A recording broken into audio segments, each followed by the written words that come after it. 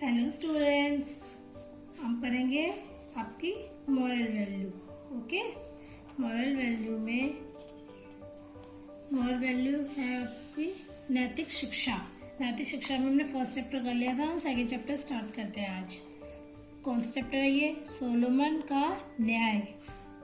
देखिए क्या स्टोरी है ये। एक समय की बात है, इज़राइल में सोलोमन नामक राजा राज करता था। इज़राइल में कौन सा राजा राज करता था? सोलोमन। वह बहुत दयालु, न्यायप्रिय तथा बुद्धिमान शासक था। वह दिन रात ईश्वर का स्मरण करता था। भगवान को हमेशा हम स्मरण करता था, उन्हीं की पूजा करता था दिन रात। एक रात सोलोमन को स्वप्न में ईश्वर के दर्शन हुए। एक दिन उसके सपने में ईश्वर आए, भगवान आए। ईश्वर ने कहा, सोलोमन मैं तुमसे बहुत प्रसन्न हूँ। ईश्वर ने बोला कि मैं तुमसे बहुत खुश हूँ। आज तुम्हारी जो इच्छा है वो मांग लो, तुम्हारा जो मन हो वो आज तुम मुझसे मांग लो। वो बहुत पूजा करता था तो इसलिए भगवान जी से बहुत खुश हो गए थे। सोलोमन ने ईश्वर से ना तो धन मांगा और ना ही मूल्यवान वस्तुओं की इच्छा की। न तो उसने पैसे वैसे मांगे और ना ही उसने कोई कीमती चीजें मांगी। उसने कुछ भी नहीं मांगा। उसने कहा, प्रभु आपकी मुझ पर असीम कृपा है। यदि आप मुझे कुछ देना चाहते हैं तो मुझे सद्बुद्धि दें, जिससे मैं अच्छे बुरे में भेद कर सकूं। उसने बोला कि अगर आपको मुझे कुछ देना ही है तो मुझे आप सद्बुद्धि दे दो, ताकि मैं अच्छे बुरे में अंतर जान सकूं कि अच्छा क्या है बुरा क्या है। ईश्वर ने सोलोमन को उसकी इच्छा पूरी होने का वरदान दिया। सोलोमन अपनी प्रखर बुद्धि के लिए दूर दूर तक प्रसिद्ध हो गया। सभी उसकी प्रशंसा करते नहीं थकते थे।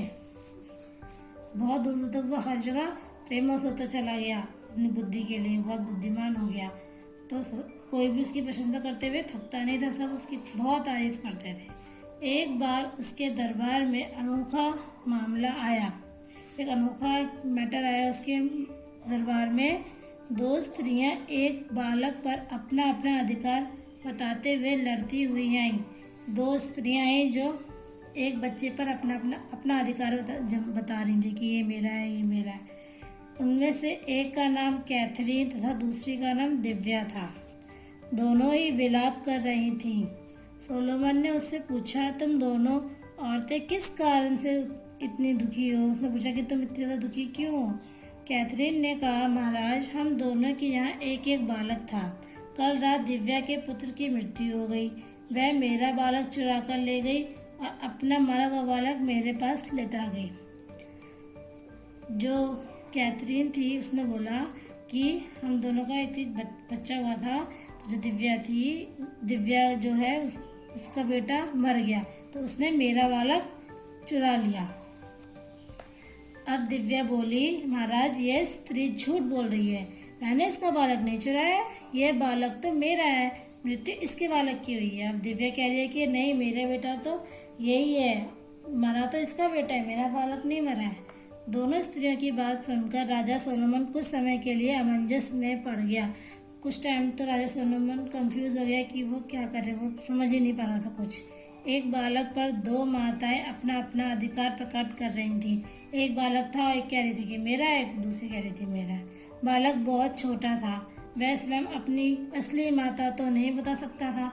बच्चा तो बहुत छोटा था, वो तो ये नहीं बता सकता कि ये मेरी मम्मी है। ना वो बोल पाता था ना कुछ। दरबार में सन्नाटा छाया हुआ था। सभी दरबारी सोच रहे थे कि राजा इस अनोखे मामले का न्याय किस प्रकार करेंगे। सब सोच रहे थे कि राजा इस न्याय को कैसे इस मैटर का न्याय करेंगे, क्या करेंगे वो। राजा सोलोमन कुछ देर तक शांत रहे। एकाएक उन्हें एक उपाय सूझा। उन्होंने अपने एक सेवक को तलवार लाने का आदेश दिया। उन्होंने अपने एक सेवक को बोला कि जाओ तलवार लेके आओ। सेवक ने तत्काल आदेश का पालन किया। राजा ने दोनों स्त्रियों से कहा, मेरे लिए यह पता लगाना कठिन है कि तुम दोनों में से बालक की असली माता कौन सी है। ये पता लगाना बहुत मुश्किल है। तुम दोनों ही अपना अपना अधिकार प्रकट कर रही हो, अतः तलवार से बालक के दो बराबर टुकड़े किए जाएंगे और तुम दोनों एक एक टुकड़ा दे दिया जाएगा। उसने बोला कि तलवार से मैं इस बालक के दो बराबर भाग कर दूंगा, तो एक टुकड़ा तुम ले लेना, एक टुकड़ा वो ले लेगी। कैथरीन ने कहा ठीक है महाराज। कैथरीन ने बोला ठीक है महाराज, आप जो भी समझे कीजिए। परंतु दिव्या राजा के कठोर आदेश को सुनकर कांप कर उठी। लेकिन दिव्या ने सुना कि वो उसके बालों का 2 भाग करेंगे तो वो बहुत कांप गई। वह जोर जोर से विलाप करने लगी। उसने हाथ जोड़कर राजा सोलोमन से विनती की, महाराज बालक कैथरीन को ही दे दीजिए, किंतु उसे काटिए नहीं। मैं बालक को दूर से देखकर जी लूंगी। उसने बोला कि आप प्लीज इसको काटिए मत, ये बालक आप कैथरीन को ही दे दीजिए, मैं दूर से देख देख कर ही जी लूंगी। राजा को सत्य जानने में और अधिक समय नहीं लगा। उसने फैसला सुनाया, दिव्या इस बालक की असली माता है। जो दिव्या है वही इसी बालक की असली माता है। यही कारण है कि वह बालक के 2 टुकड़े किए जाने पर सहमत नहीं हुई। जब 2 टुकड़े करने की राजा ने आज्ञा दी तब वो उस पर सहमत नहीं हुई, क्योंकि वो उसका बच्चा था। बालक जीवित रहे इसलिए उसने कैथरीन को देना स्वीकार कर लिया। उसने बोला कि बच्चा जिंदा रहे तो वो बच्चा कैथरीन को ही दे दो। सोलोमन ने दिव्या को बालक सौंप दिया। कैथरीन को कारागार में डाल दिया गया। समस्त दरबारी सोलोमन की बुद्धिमानी पर चकित रह गए। आज भी सोलोमन के नाम को समस्त संसार आदर के साथ याद करता है। अभी भी उनका नाम सब बहुत आदर के साथ याद करते हैं। और उन्होंने वो बच्चा दिव्या को दे दिया और कैथरीन को जेल में डाल दिया। क्या शिक्षा मिलती है हमें? साँच बराबर तप नहीं, झूठ बराबर पाप। जाके हृदय साँच है ताके हृदय आप। जो सच बोलता है वही जीतता है, उसी की जीत होती है ना बच्चों। वो झूठ कह रही थी कि वो मेरा बेटा है, तभी तो उसको जेल में डाल दिया, है ना।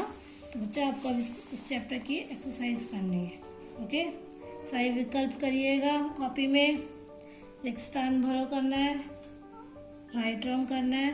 और ये किसने कहा, किससे कहा, ये जो यहाँ पे सेंटेंस दे रखे हैं वो आपको बताना है कि ये सेंटेंस किससे कहा गया है। ओके, तो आपको ये चारों चीज़ें अपने कॉपी में करनी है।